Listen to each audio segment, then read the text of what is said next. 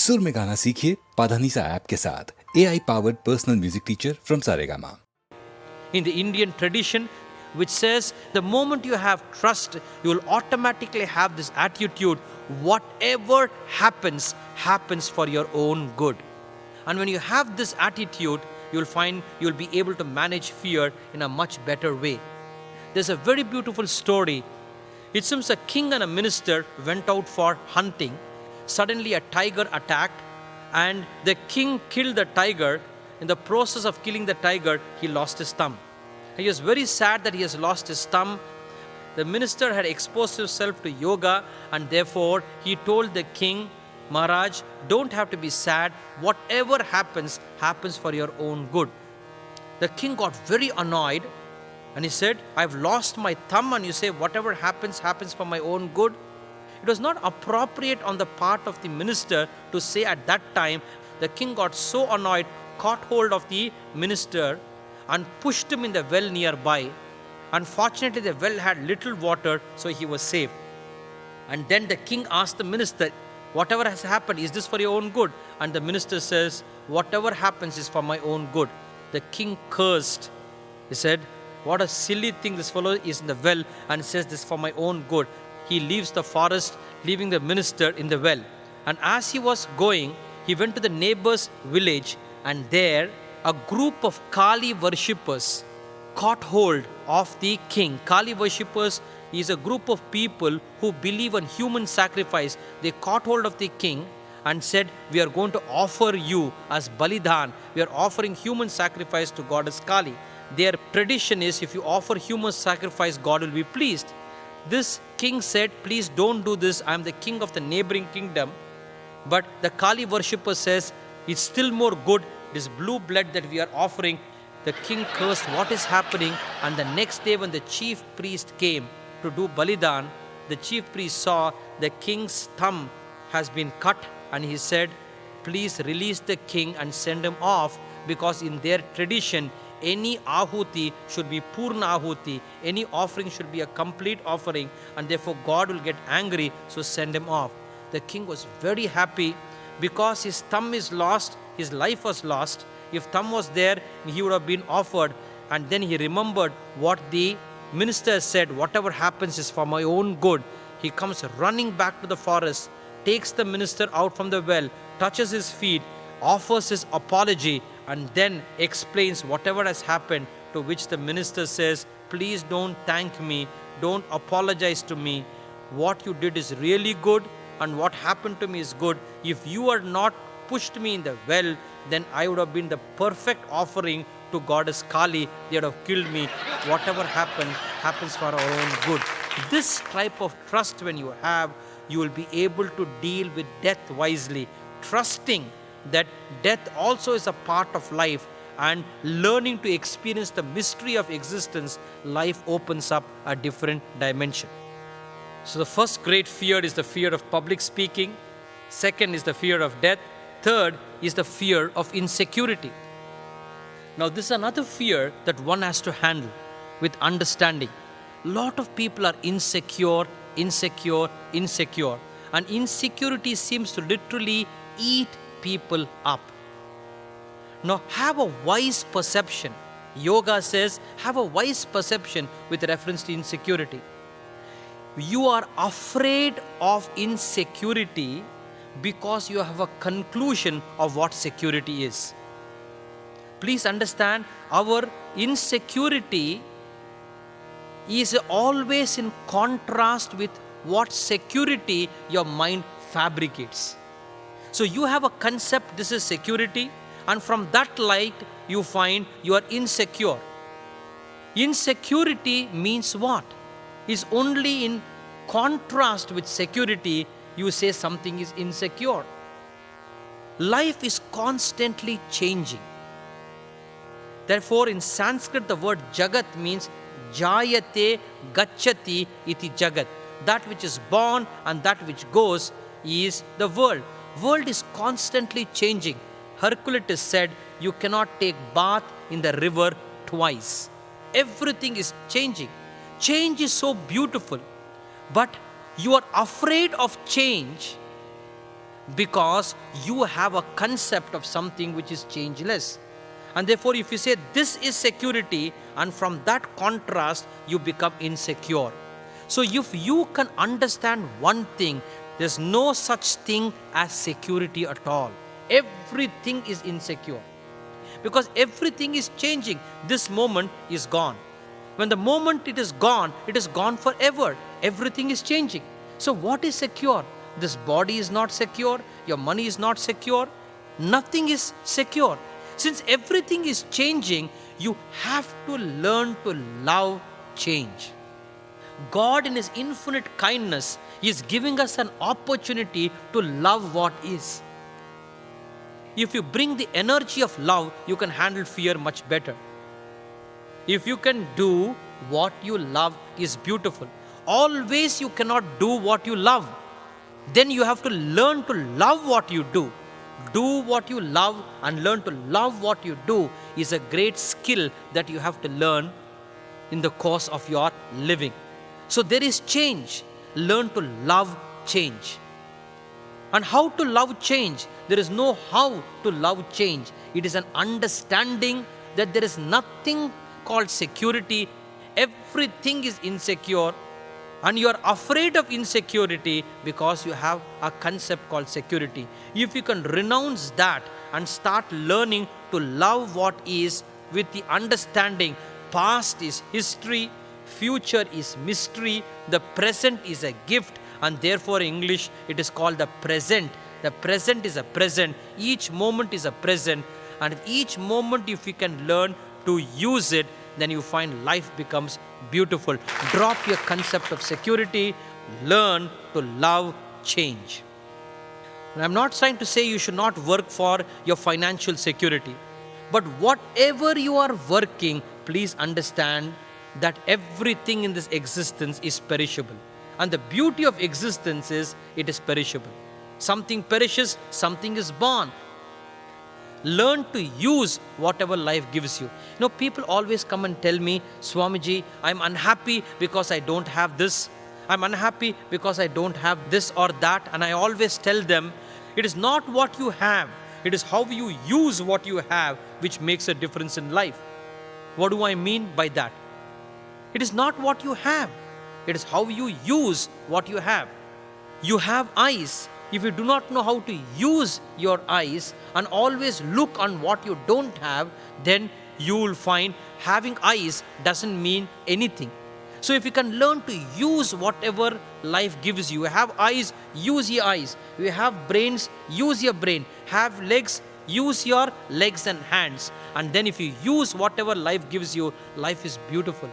Unfortunately, people don't use what existence gives us. We are too lost in our expectation of what life should be. If you are wise and have love and trust, if God gives you poverty, learn to use poverty. If God gives you richness, learn to use richness. Because there's richness in poverty, there is also poverty in richness. See, people who are poor, they don't have problem of taxation. They don't have problem of dacoits ransacking them. There in poverty, there is also a dimension of richness. And people who are rich has its own dimension of poverty. If you can use whatever life gives you, that's a great skill that one has to develop. Life is like a laptop, but we are using it like a paperweight. Even though you're using laptop, but you're using it as a paperweight, exactly, life is so powerful, we don't use it. And to use it, what is required is love, what is required is commitment, what is required is understanding. And when you bring this, you will find whatever existence gives you, you'll use it. That's why when bad things happen to good people, they become better and not bitter. And that's a skill that you have to learn in life. Use change. And then you will find you will be able to be so creative in life. Creativity can be of two types. You can be destructively creative, you can be constructively creative. We are talking of a constructive creativity, not a destructive creativity. I was reading a cartoon, and the cartoon goes like this. Chief Minister of Bihar, just a cartoon, no criticism to anybody. The chief minister of Bihar was approached by the prime minister of Japan and told the chief minister, Bihar is so rich in natural resources, but why is it the poorest state in the country? So give Bihar to Japan. In 1 year, I'll convert Bihar into Japan.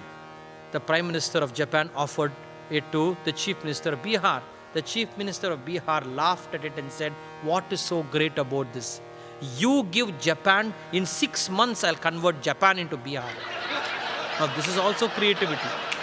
I'm talking of a constructive creativity, not a destructive creativity. So if you can love change, understand change, use change, you'll find life can be extremely powerful. Insecurity is beautiful. Love insecurity because it opens up a dimension of mystery. Learn to renounce your conclusion of what security is and learn to love insecurity, and then you will find you love change. When you are a child, there is a beauty. When you are a youth, there is a beauty. Middle age, beauty. Old age, beauty. These are the seasons of life. But you see people, when they are child, they want to become a youth. When they are youth, they are so unhappy being a single. They want to get married, then I'll be happy. When they get married, then they feel, oh, I should have been a bachelor. And thus it goes on. We do not know how to lovingly use the phenomena of change. Love insecurity. That's a great spiritual asset which yoga invites us to acquire. Fourth is the fear of rejection. A lot of people are afraid of rejection. And when you're afraid of rejection, then you will find your life becomes literally frozen. Now, please understand, nobody can reject you unless you feel yourself rejected. Somebody can say no to you. No doesn't mean to say rejection. Nobody can hurt you unless you give permission for yourself to be hurt. Mahatma Gandhi said very beautifully, nobody can take away your self-respect unless you give it away. I say, nobody can reject you unless you feel rejected. Somebody says no to you in a relationship, it only means somebody is saying no to you. But if you feel rejected, deep within, it is your interpretation that you feel rejected, you feel rejected. One person told me, Swamiji, you tell me to be happy. It is impossible for me to be happy. I asked him why. He said, I loved a woman, I got married, and after 3 years, she says bye-bye to me and gets married to somebody else. From that time, now I've been in drinks, I have been in drugs, because the pain of she rejecting me after 3 years of marriage and 2-3 years of a relationship before marriage, it is so painful. Unless you go through this, you will not experience this. Now I told him, please look into it little more deeply. In the same workshop, another person got up and said, the happiest incident in my life is when my wife rejected me. He says 5 years of relationship we had, and when she rejected me after 5 years, and that's the time I really learned, he said, how I took my wife for granted. I took her for granted, and since I took her for granted, it is only the divorce which made me realize never take the relationship for granted. And then when he re-looked, he said those 5 years have been such a beautiful experience in life, such a phenomenal experience in life, and I invalidated it by taking it for granted. And therefore, when I start taking for granted, my life has become a sickness. When I realized this, I became healthy. Never take life for granted. For Rabindranath Tagore, a simple dewdrop on a lotus leaf, poetry comes out. For a gross person, if he sees a Niagara Falls, dysentery comes out of him. The world is the same. It is how sensitive that you are towards the world. And it is this sensitivity that you have to bring. Early morning, sunrise. A poet writes a poem. But a gross person, when he looks at the sunrise, he feels the sunrise is disturbing his sleep. Friends, to be very sensitive is a beautiful phenomena. And therefore, nobody can reject you unless you feel rejected. Here is a person, wife has rejected him. Her rejection has made him realize that I took her for granted. I should not take a person for granted. And it was a great learning experience, and he is grateful that he has learned a lesson. As Mahatma Gandhi beautifully said, nobody can take away your self-respect unless you give it away. I say nobody can reject you unless you feel inwardly rejected. Rejection which leads to dejection is more your self-talk. Somebody says no is just a fact. Fact is not painful. What is painful is your interpretation to the fact. Wife has left you is a fact. Look very deeply. It's so difficult for people to see this. Wife has left you is a fact. What is more crippling is your interpretation of the fact. She left me, therefore I am not a worthy person. She is a cheat, blah, blah, blah. All this goes more than the fact. It is your interpretation of the fact which is painful. This interpretation you can interpret as pain, you can interpret as power. And therefore, yoga says, learn to be very careful how you interpret facts. And if you can interpret facts wisely, you will grow. When bad things happen to good people, they become better and not bitter. I invite you to look at rejection at a different angle. Somebody rejects you, treat it differently. Like in the field of marketing, it is said, when a customer says no to you, it is the starting point of selling. There's another famous jargon in marketing. When a customer says no to you, he only means he does not know enough of the product. Now, this is a very proactive way. Here a customer saying no. But this man, the seller, feels when a customer says no, it is only means he does not know enough of the product, and therefore he represents the product differently. And therefore in marketing it is said, a good person in selling can sell a comb to a bald person. Fact is not painful so often. It is your interpretation of the fact. Many of our pain comes from interpretation. Interpretation comes from your self-talk, and therefore your self-talk is a movement of thought. Ultimately, fear is a movement of thought. Just imagine there is no thought, there is no fear. In deep sleep, there is no fear. The tiger can be next to you, but there is no fear. But tiger may not be next to you. And if you have a thought of a tiger, then you will be scared. And therefore some people look at a post and see it as a ghost. They look at a rope and see it as a snake. Fear is a movement of thought.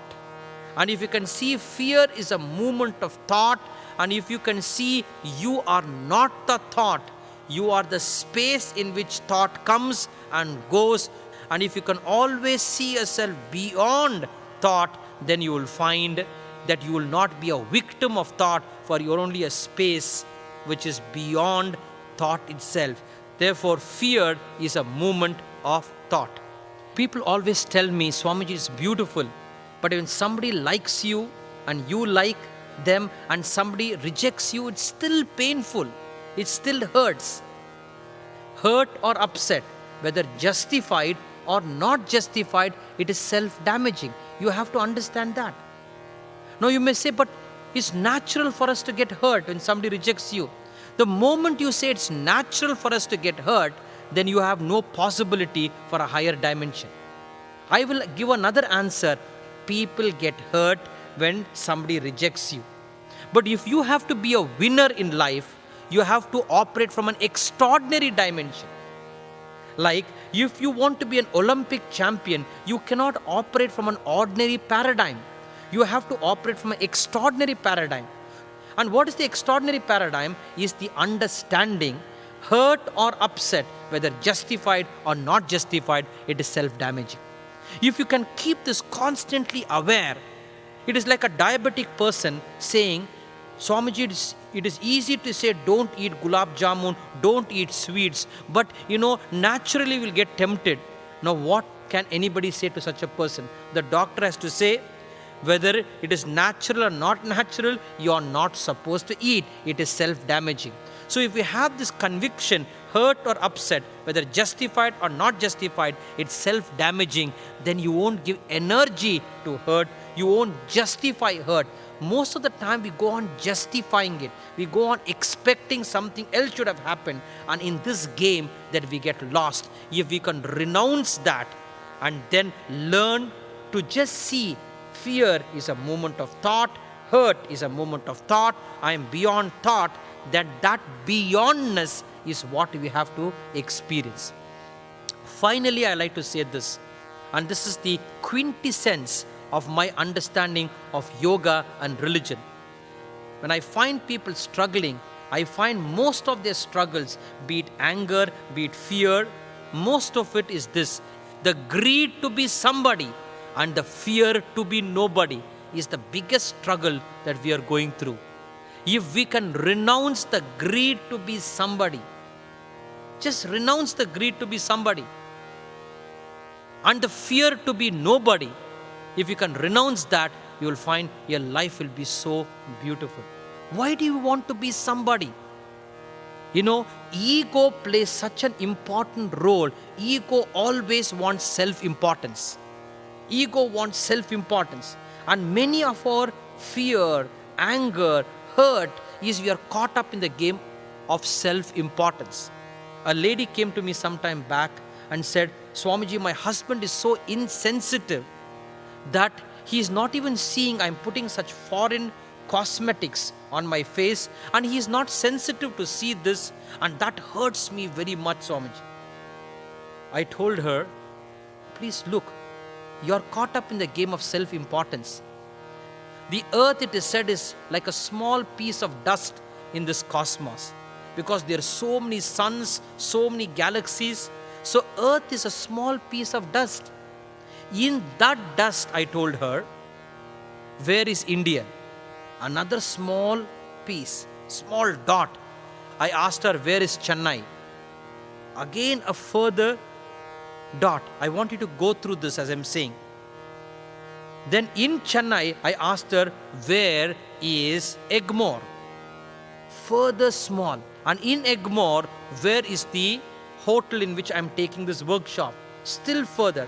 In that, there are 200 people. Where are you? Can you just imagine the size? The earth itself is a small dust. In earth, India, in India, Madras, in Madras, Egmore, in Egmore, this hall, in this hall, 200 people, and there you are a negligible person. Now see how crazy it is if you seek for self-importance. It is like a mosquito going in front of you and saying, oh, I have put lipstick and people are not appreciating me. We are smaller than the mosquito, and ego plays this game of self-importance. And because of ego, there is fear. The greed to be somebody and the fear to be nobody is the biggest struggle we are going through. And if you can just drop that ego and just be a nobody, and from nobody function. And therefore the famous expression in Indian culture is, you operate from emptiness and then you will find you will operate from fullness. Being empty, you operate from a different fullness altogether, and that will help you in managing fear much more wisely.